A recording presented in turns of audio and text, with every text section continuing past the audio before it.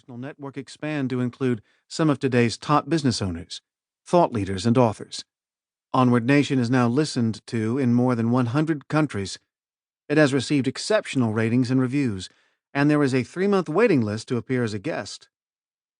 There are no secrets to being successful at podcasting and using it as a business development strategy to move onward to that next level. It is all here for you in this book. You simply need to be willing to do the common things uncommonly well. As Coach John Wooden said, make each day your masterpiece. Don Yeager, 9-time New York Times bestselling author. Introduction: How a podcast can be your Trojan horse of selling. We learn by doing, so if you desire to master the principles you are studying in this book, do something about them. Apply these rules at every opportunity. If you don't, you will forget them quickly. Only knowledge that is used sticks in your mind. Dale Carnegie, from How to Win Friends and Influence People. My name is Stephen Woessner. I am the CEO of Predictive ROI, a content marketing and lead agency, and the host of Onward Nation, a daily podcast for business owners. Our mission on Onward Nation is to be America's #1 podcast for learning how today's top business owners think, act, and achieve. We immediately struck a powerful chord with listeners. Onward Nation became a top-ranked podcast within iTunes' New and Noteworthy in multiple categories just 3 weeks after airing Episode 1 with author Scott McKain on June 15, 2015.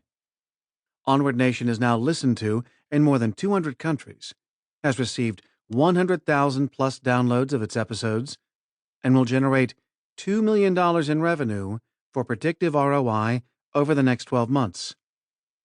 But how did we do all of that?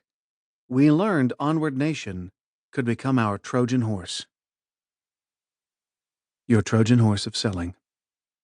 The legend of the Trojan horse comes from the story of the Trojan War between the Greeks and Troy, chronicled in the Odyssey, written by Homer near the end of the 8th century BC. The story, which could be fact or fiction, is a great illustration of strategy and subterfuge. According to the legend, the Trojan War ended in a stalemate because Greece was unable to devise a strategy to circumvent the city walls of Troy. The 10-year battle ended, and the Greek army made what looked to be a retreat to their homeland. The Trojan army investigated and found the beach abandoned. The Greek armada was gone, and a large wooden horse was all that remained on the desolate shore. The Trojans believed the Greeks had left the horse as a peace offering. They gleefully accepted the offering and pulled the horse from the beach, past their impenetrable city gates, into the city square, and began to celebrate their victory over the Greeks. However, a little due diligence by the Trojans would have been prudent. Perhaps they would have found the Greek strike force tucked inside the horse. The Greeks seized their opportunity late that night when they sneaked quietly out of the horse and opened the city gates so the balance of their army could enter unencumbered. The Greeks proceeded to sack the city. The story gave birth to the expression, "Beware a Greek bearing gifts."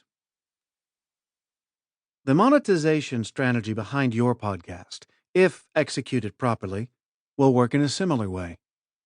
For example, a typical salesperson may have access to a decision-maker within a dream prospect's company blocked by a gatekeeper.